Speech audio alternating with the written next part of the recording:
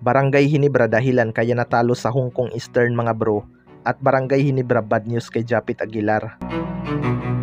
So nakuha na nga ng Barangay Hinebra ang kanilang unang talo mga bro laban sa Hong Kong Eastern.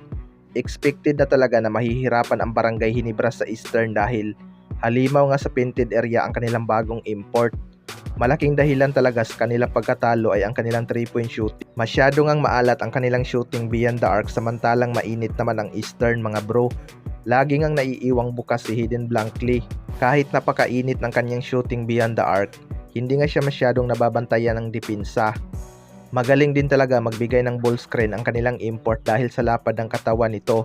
Nahihirapan nga si Scottie Thompson habulin ang tira ni Hayden Blankly. Isa pa sa dahilan mga bro ay ang foul trouble ni Troy Rosario. Masyado ngang gigil itong si Troy kaya maaga siyang na foul trouble at di na makadipinsa ng maayos.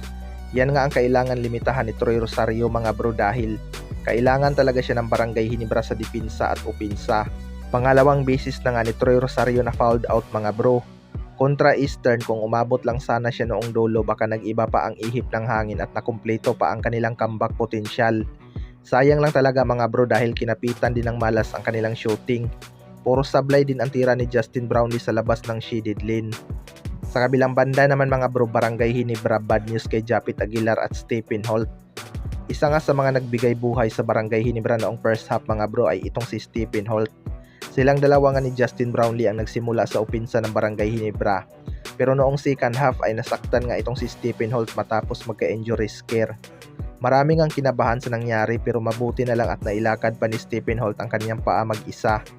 Nakabalik pa naman sa laban si Stephen Holt pero ramdam niya pa rin talaga siguro ang sakit dahil nag-slow down na nga siya sa dipinsa. Magiging malaking problema talaga to kapag hindi nakalaro next game. Sunod naman ay si Japit Aguilar mga bro. Bigla nga ito nakaramdam ng sakit sa kanyang hita noong fourth quarter kaya hindi niya na rin natapos ang laban. Siya nga ang bumanat sa upinsa ng Barangay Hinebra simula first quarter hanggang fourth mga bro. Kaya ramdam niya talaga ang pagod. Hindi na nga nakabalik si Japit Aguilar sa laban. Magiging malaking dagok talaga para sa Barangay Hinebra kapag hindi sila makakalaro next game mga bro. Pero sana ay kunting pahinga lang ang kailangan, okay na agad. Malaking bagay pa naman itong si Japit Aguilar sa kanilang upinsa. Sadyang bumigay lang talaga ang kanyang paa sa dulo mga bro dahil sa pagod. Sana ganun din si Stephen Holt mga bro dahil kailangan talaga sila ng Barangay Hinebra. Hindi man sa scoring pero yung dipinsa ni Stephen Holt ay malaking bagay. Kaya abangan na lang natin.